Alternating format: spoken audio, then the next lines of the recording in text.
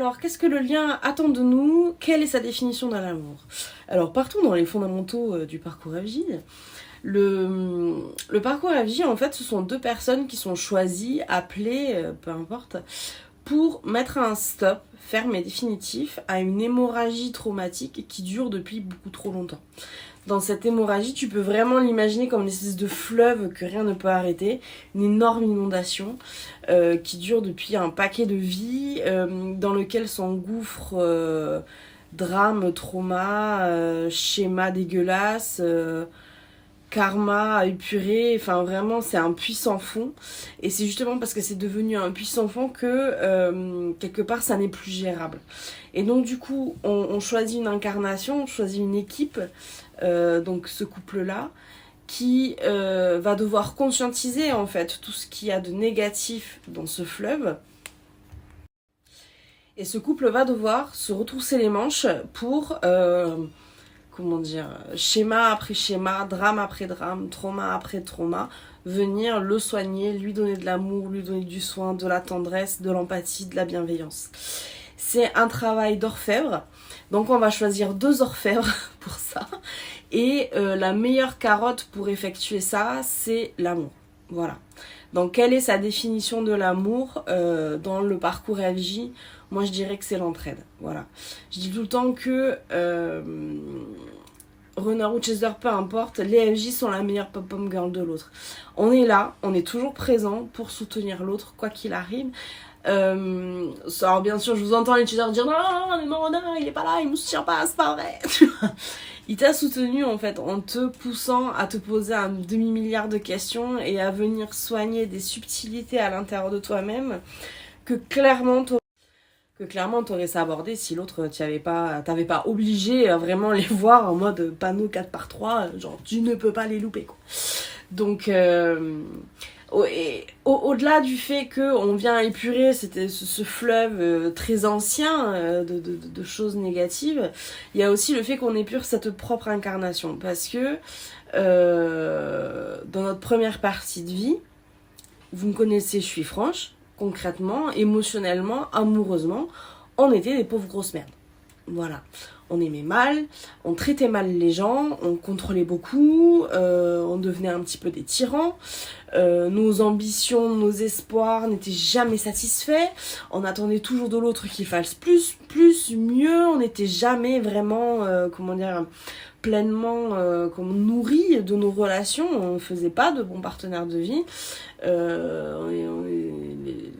Les FJ avant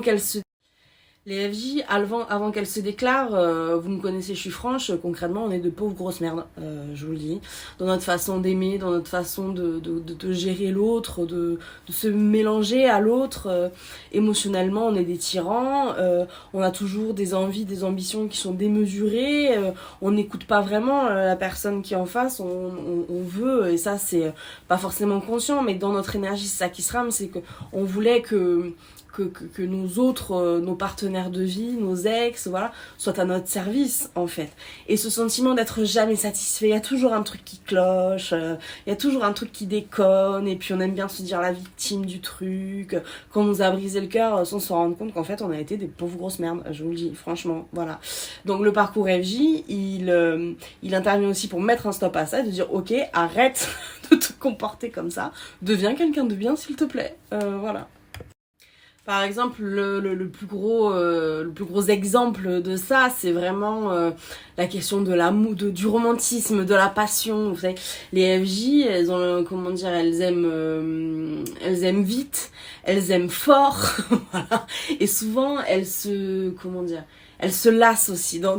Avant que le lien FJ se déclare, les FJ sont des personnes qui, même si elles ont pu se marier, etc., ont toujours nourri une fascination de l'amour, ont toujours aimé être amoureux ou amoureuse, tu vois.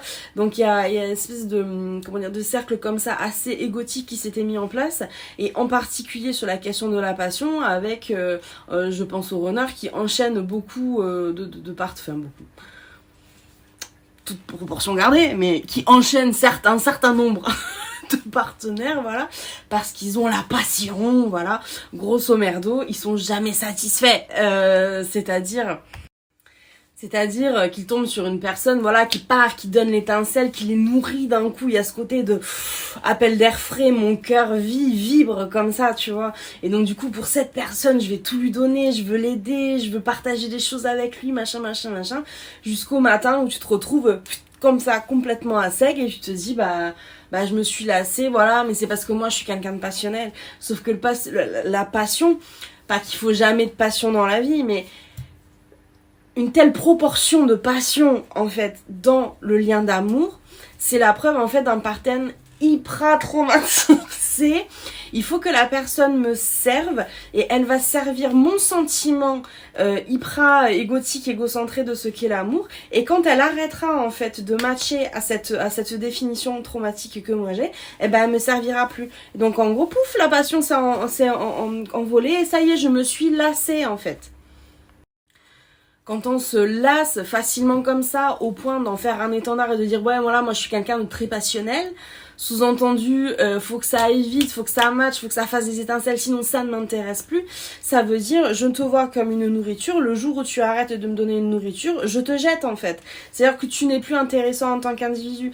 Donc c'est la preuve par A plus B, si vous voulez, que ce pattern-là par exemple, qui est méga romantique, c'est une vision de l'amour qui est tellement rêveuse, tellement dans les strates quoi, c'est en Shadowworks, le pattern derrière ça, c'est l'incapacité à être dans le moment et l'incapacité d'être dans le vrai échange avec l'autre. C'est-à-dire voir l'autre comme il est et se passionner de vraiment sa nature, son essence même, et non pas se passionner de la projection qu'on pose sur lui. Vous voyez? Et ça, c'est un pattern, mais d'une fréquence dans les parcours FJ. Et chez les runners, maman.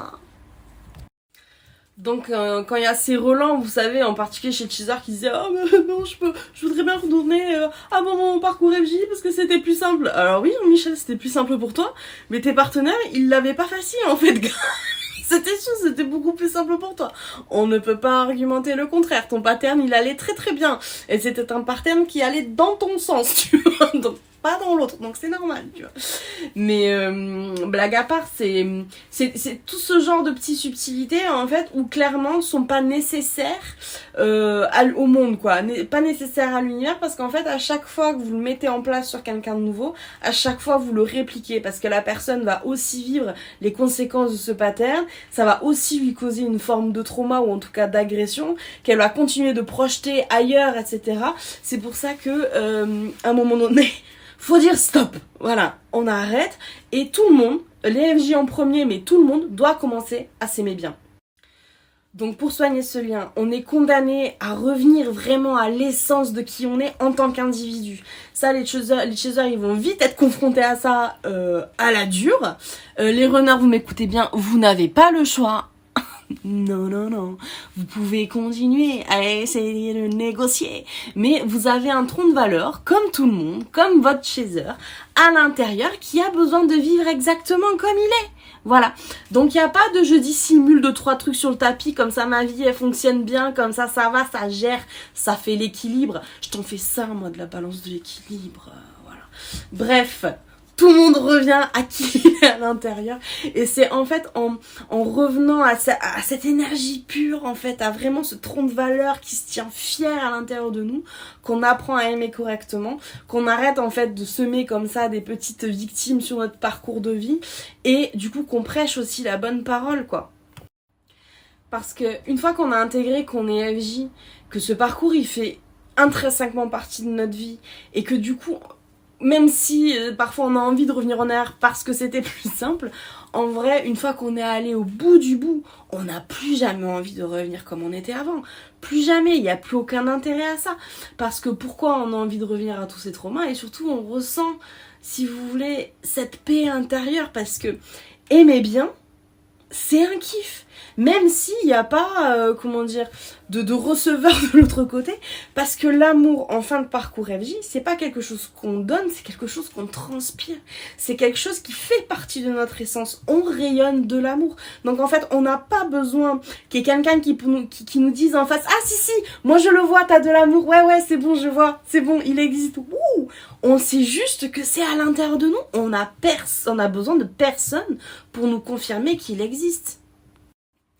Et cette lumière qu'on rayonne en fin de parcours, c'est vraiment cet amour, mais qui chauffe comme ça, vous voyez, qui transpire comme ça, il est fondamental parce que toutes les personnes qui vont venir à notre contact, que ce soit notre autre, certes, mais quelque part on s'en fout, je vais vous dire, quand on arrive à ce niveau-là, toutes les personnes qui vont être autour de nous, que ce soit notre famille, notre cercle le plus proche, comme le cercle un peu plus lointain, comme les collègues, les connaissances, toutes les personnes qui vont te croiser notre chemin, des fois, moi, je sais que je soigne quelqu'un dans le bus, comme ça, parce qu'il avait besoin de mon énergie, et pouf, on y va, tu vois. Et ça, on a besoin de gens comme nous, parce qu'on est arrivé à un moment où, en fait, aujourd'hui, plus personne, pas grand monde ne sait aimer correctement comme ça, sans faire du mal à l'autre, en étant dans la bienveillance et surtout en étant vrai avec soi-même. La plupart des gens, si tu regardes autour de toi, les gens qui sont amoureux, la plupart portent des masques.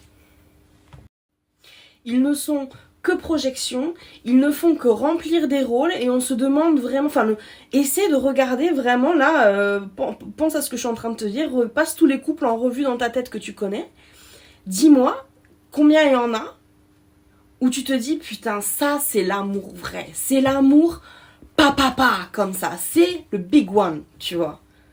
En vrai tu vas te dire ouais non ils s'aiment, ils sont bien, ils sont cool et tout ça machin. Mais est-ce que tu te dis eux c'est l'amour, genre big A, le gros A, c'est sûr tu vois. Non, parce que la plupart, je dis pas tous, mais la plupart s'aiment mal. Et à un moment donné, il faut bien que les FJ quelque part soient là pour pousser un peu tout ça et prêcher la bonne parole, pas du lien FJ, de la spiritualité, de quelconque croyance, pas du tout. Prêcher la bonne parole qu'en fait le bonheur ça existe. Et que le bonheur en fait nous on l'incarne. On est là pour apprendre à l'incarner, apprendre ensuite à l'enseigner. Et quand je dis enseigner, je dis pas genre sortir dans la rue. Enfin, après tu vois, il y a plein de chasers comme moi, hein, ou même de FJ en général, qui font plein de vidéos YouTube. Mais heureusement, toutes les FJ sont pas sur YouTube. T'imagines la masse de vidéos qu'il y aurait, mazette. mais en fait, si tu prêches la bonne parole, par exemple, moi je suis maman, apprendre à ma fille en fait à aimer correctement depuis son jeune âge, moi c'est la seule mission que je veux avoir dans ma vie. Et si je remplis cette mission là, mais j'ai gagné, tu vois, parce que t'as quelqu'un qui va partir dans la vie bien, serein, dans la paix, sans schéma, ou avec le minimum de schéma possible, tu vois ce que je veux dire. Et là t'as déjà gagné, tu vois. Et ça quand t'arrives en fin de parcours, mais ça vaut toutes les réunions, c'est la définition de l'amour en fin de parcours, elle est vraiment universelle. C'est vraiment cet amour que toi tu transpires. C'est incroyable.